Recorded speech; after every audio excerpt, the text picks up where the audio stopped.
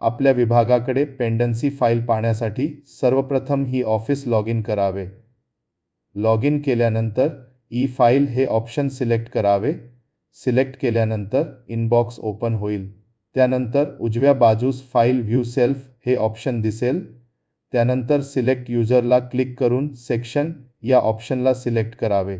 Section option select केल्यानंतर select युजरला click केल्यावर आपल्या विभागामधील सर्व सेवकांची नावे येतील.